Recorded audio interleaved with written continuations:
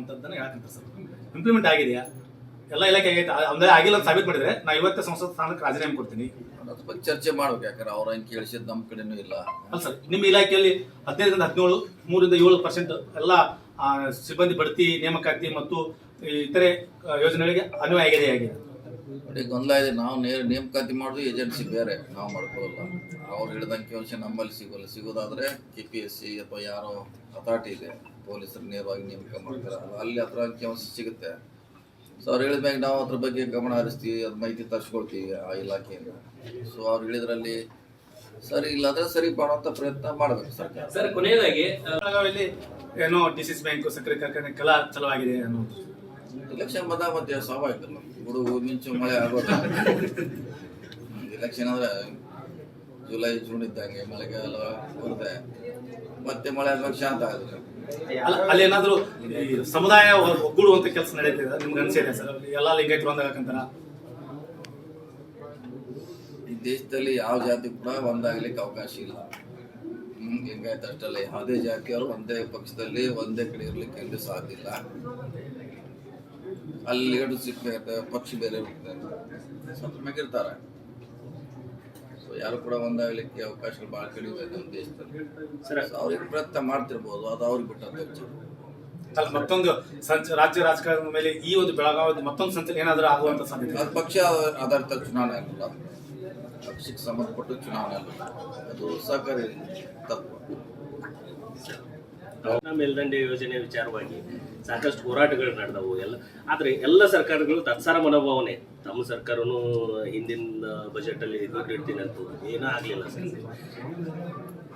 ಈ ಸಲ ಒಂದು ದರ ನಿಗದಿ ಮಾಡ್ಲಿಕ್ಕೆ ಒಂದು ಕಮಿಟಿ ನೇಮಿಸಿದಾರಲ್ಲ, ಅವ್ರು ಕೊಟ್ಟ ಮೇಲೆ ಫೈನಲ್ ಮಾಡ್ಕೊಂಡು CM ಅವ್ರು ಹೇಳಿದ್ದಾರೆ.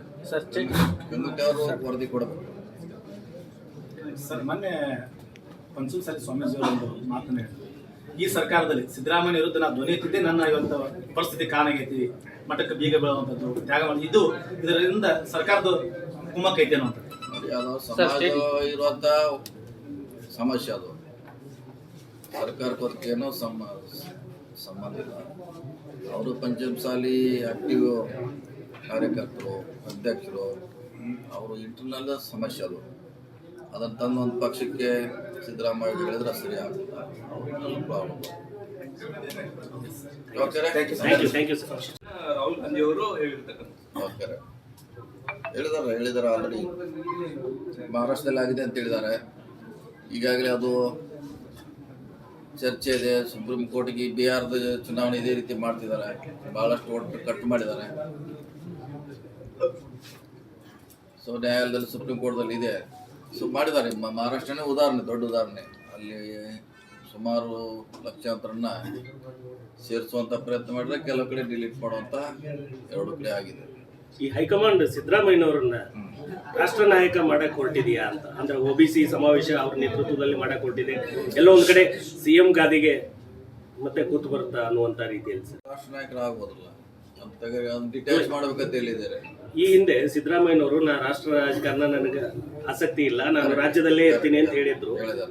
ಆದ್ರೆ ಹೈಕಮಾಂಡ್ ಒತ್ತಾಯದ ಮೇರೆಗೆ ಹೊರಟಿದ್ದಾರೆ. ಇದು ಎಕ್ಸ್ಟ್ರಾ, ಇದು ಅವ್ರಿಗೆ ಹುದ್ದೆ ಕೊಡೋದು ಎಕ್ಸ್ಟ್ರಾ. OBCಯನ್ನ ಡಿವೈಡ್ಲಿ ಕೊಟ್ಟಿದ್ದಾರೆ, ಹೊರತಾಗಿ CM ಬಿಡ ಅಂತ ಹೇಳಿಲ್ಲ. ಅದ್ರ ಜೊತೆ ಇನ್ನೂ 2 ಹುದ್ದೆ ಕೊಡ್ಬೋದಲ್ಲ, ಬೇರೆ ಬೇರೆ ಮತ್ತೆ ಕೊಡಬಾರ್ದು ಅಂತ ಹೇಳಿದ್ರು. ಸರ್, CM ಬದಲಾವಣೆ ವಿಚಾರ ಕ್ಲೋಸ್ ಅಂತ ಹೇಳಿದ್ರಿ. ಈಗ ಸಚಿವ ಸಂಪುಟ ಪುನರ್ರಚನೆ ವಿಚಾರ ಏನಲ್ಲ ಸರ್? ಅದೇನಿದ್ರು ಅವ್ರನ್ನ ಕೇಳಬೇಕು, ಬದಲಾವಣೆ ಮಾಡಬೇಕು ಅನ್ನೋದು ಮತ್ತು ಅವಕಾಶಕ್ಕೆ ಬಹಳ CM ಅವ್ರನ್ನ ಕೇಳಬೇಕು, DCM ಅವ್ರನ್ನ ಕೇಳಬೇಕು. ಅವರೇ ಅದಕ್ಕೆ ಸರಿಯಾದ ಉತ್ತರ ಕೊಡಬೇಕು. ಯಾಕಂದ್ರೆ ನಾವು ಮಂತ್ರಿಗಳಷ್ಟೇ ಇದೀವಿ, ಅದನ್ನು ದಿನಾಂಕ ನಿಗದಿ ಮಾಡುವಂತ ವ್ಯಾಪ್ತಿ ನಮ್ದಲ್ಲ. ಅಧ್ಯಕ್ಷ ಕೇಳಬೇಕು, DCM ಕೇಳೋದು ಸರಿಯಾದ ಉತ್ತರ ಅವ್ರು ಕೊಡ್ತಾರೆ. ಪವರ್ ಶೇರಿಂಗ್ ಅಲ್ಪವಿರಾಮ ಬಿದ್ದೈತೇನು ಸರ್? ಪೂರ್ಣವಿರಾಮ ಸರ್, ಪವರ್ ಶೇರಿಂಗ್ ಅಲ್ಲ. ಯಾರು ಆಗಾರು ಯಾರು ಬಿಡೋರು ಅವ್ರನ್ನ ಕೇಳಬೇಕು. KPCC ಅಧ್ಯಕ್ಷ ಆಕಾಂಕ್ಷಿದ್ರಿ, ನೆಕ್ಸ್ಟ್ ಟೈಮ್ CM ಆಕಾಂಕ್ಷಿದ್ರೆ ಈ ಎಲ್ಲ ಬೆಂಬಲ ತಮಗೆ ಹತ್ತಿರದಲ್ಲಿ ಗೊತ್ತಿತ್ತು? ಇಲ್ಲ, ನಾವು ಇಲ್ಲೇ ಬಾಗಲಕೋಟೆ, ಬೆಳಗಾವಿ, ಬಿಜಾಪುರ ಲೆವೆಲ್ನಾಗ.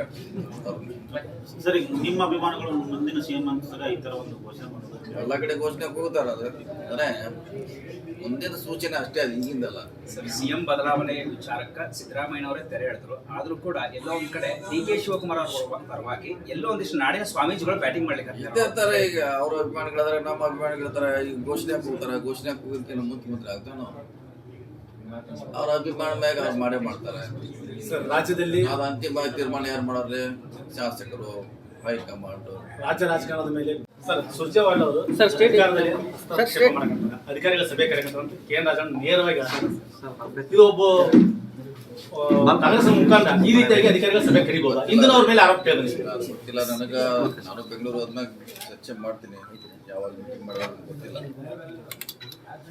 ಸೊ ನಮ್ಮ ಗಮನಕ್ಕೆ ಬಂದಿಲ್ಲ, ಗಮನಕ್ಕೆ ಬಂದ್ರೆ ಗೊತ್ತಿಲ್ಲ. ಸೊ ನಿನ್ನೆ ಕೂಡ ಇದಕ್ಕೆ ಪ್ರಶ್ನೆ ಮಾಡಿದ್ರು ಯಾರೋ ಬೆಳಗಾವಿಯಲ್ಲಿ. ಸೊ ನಾವು ಹೋದ್ಮ್ಯಾಗ ಚರ್ಚೆ ಮಾಡ್ತೀನಿ ಅದ್ರ ಬಗ್ಗೆ ಅಂತ ಹೇಳಿದ್ರು. ನನಗೆ ಬಗ್ಗೆ ಹೇಳಿದ್ರು. ಸರ್, ನೀವು ಈ ಹಿಂದೆ ರಾಜ್ಯಾಧ್ಯಕ್ಷರು ಬದಲಾವಣೆ ಆಗ್ಬೇಕು ಅಂತ ಹೇಳಿದ್ರಿ. ನಿನ್ನೆ ಸಿದ್ದರಾಮಯ್ಯನವರು ಡೈಲಿಯಲ್ಲಿ ವರಿಷ್ಠರನ್ನ ಕೇಳಿ ನಿರ್ಧಾರ ಮಾಡ್ತೀನಿ, ಅದು ವರಿಷ್ಠರಿಗೆ ಬಿಟ್ಟಿದ್ದು ಅಂತ ಹೇಳುವ ಮೂಲಕ ಆ ವಿಷಯ ಏನಾದ್ರು ಪ್ರಸ್ತಾಪ ಮಾಡಿದ್ದೀರಾ ಸರ್? ನಾವು ಅದನ್ನ ಹೇಳ್ತೀವಿ, ವರಿಷ್ಠರಿಗೆ ಬಿಟ್ಟ ವಿಚಾರ ಅವ್ರು ಹೇಳಿದ್ರೆ ನಾವು ಬಿಡೋದು ವರಿಷ್ಠರಿಗೆ ಬಿಟ್ಟಂತ ವಿಚಾರ. ಸರ್, ರಾಜ್ಯದಲ್ಲಿ ಗೊಬ್ಬರದ ಅಭಾವ ಬಹಳಷ್ಟು ಆಗ್ತಾ ಇದೆ.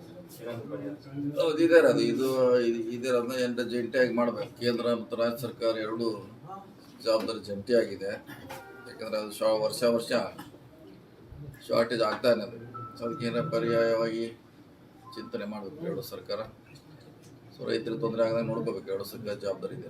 ನಿನ್ನೆ ಗೋವಿಂದ ಕಾರಜೋಳ ಅವರು ಮತ್ತು ಎ. ನಾರಾಯಣಸ್ವಾಮಿ ಅವರು ಬಾಗಲಕೋಟೆ ಪ್ರೆಸ್ ಮೀಟ್ ಮಾಡಿದ್ದಾರೆ.